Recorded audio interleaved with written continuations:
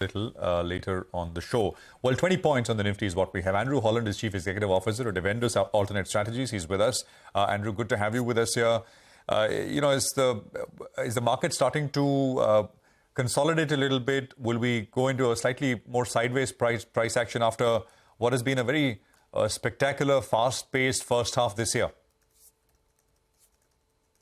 Yeah, no, it's been a good, enjoyable kind of ride over the last few months, hasn't it? But I think the markets were looking overbought, and it doesn't take it takes a little bit of one or two kind of not poor results, but results in line or some negativity around certain sectors, and it just takes the froth away from the market. So I'm okay with markets kind of drifting for a while now until we get the next catalyst. The next catalyst is really going to be the kind of earnings upgrades, which we're going to start to see from the second half of this fiscal going into 2024. So that's the key for the markets to move higher. So we've had a great run. Everything's worked in our favor. No one likes China. Maybe that will change if there's a big stimulus package in China and take some of those flows away from India in the very short term. But otherwise, nothing to worry me at all, Prashant, at the moment. But I just think we got to a very overbought territory.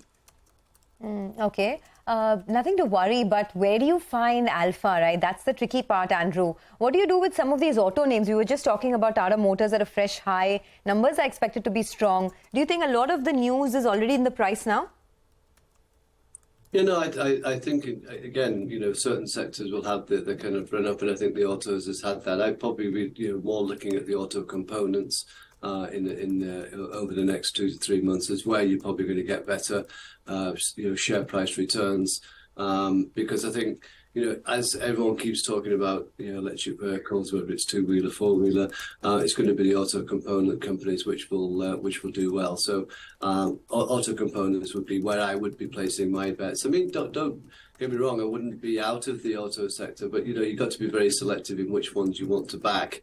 In each, whether it's two-wheelers or four-wheelers, there's a great competition going on now in terms of the high-end bikes. Who's going to be the winner? We'll see. But, that's just going to increase competition and hurt margins in the short term. Hi, Andrew. Good morning. Andrew, what do you make of the big ITC announcement? The stock has been a big outperformer in the last 18 months to 2 years. Before that, it was a big underperformer, waiting by for some kind of announcement on the hotels business. It's come about, but it's not what market expected. Any view out there? Yeah, no, I mean, it's been highly anticipated kind of demerger, and I think the market now is thinking, well, we don't really like this for many different reasons. At the end of the day, it's not a bad, it's a good move, and I think you have to look at it longer term as well in terms of how it will help cash flows going forward and ROEs. But in terms of the excitement, I think is probably over.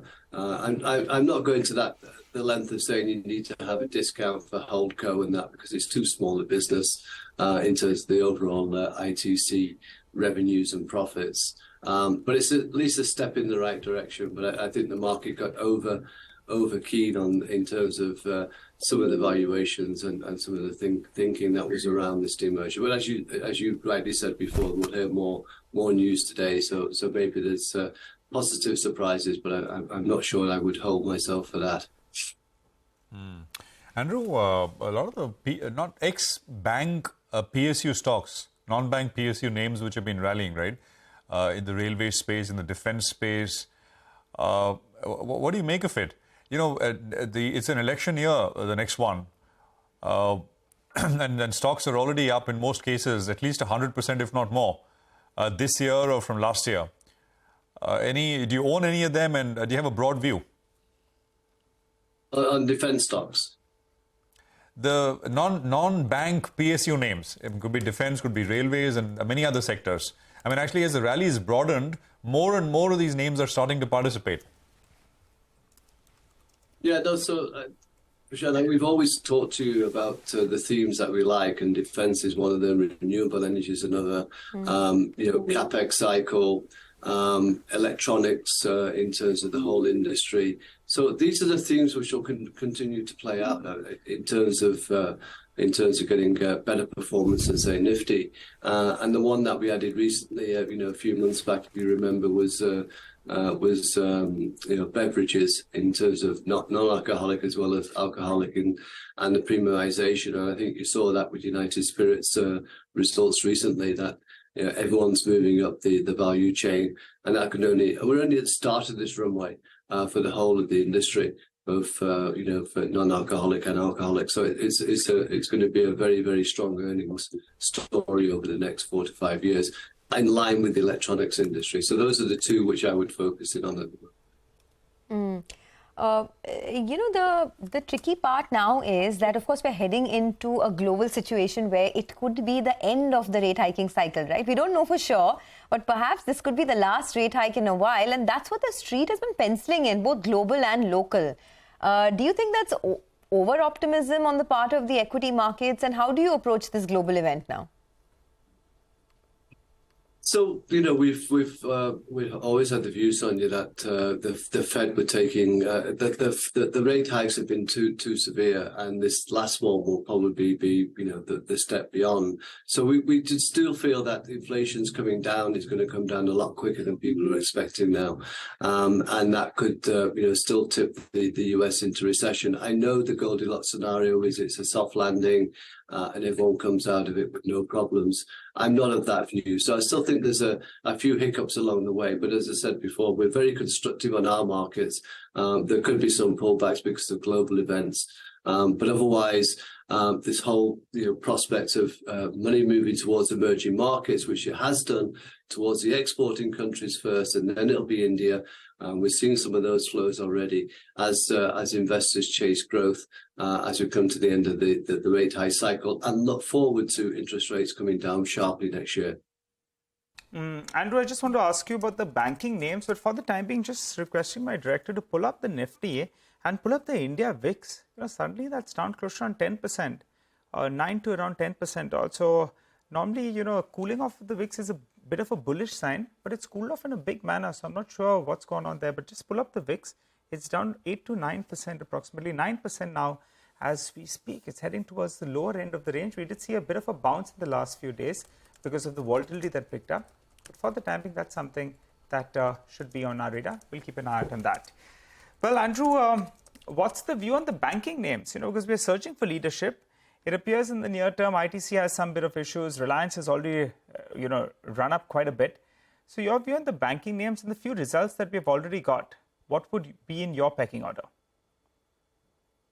No, I think the banking results so far has been in line with the market expectations. There's been obviously, I think there's concerns around deposits and NIMs going forward in terms of the kind of challenge in terms of gaining deposits and the price you have to pay for them. So I think that's one of the concerns the market has.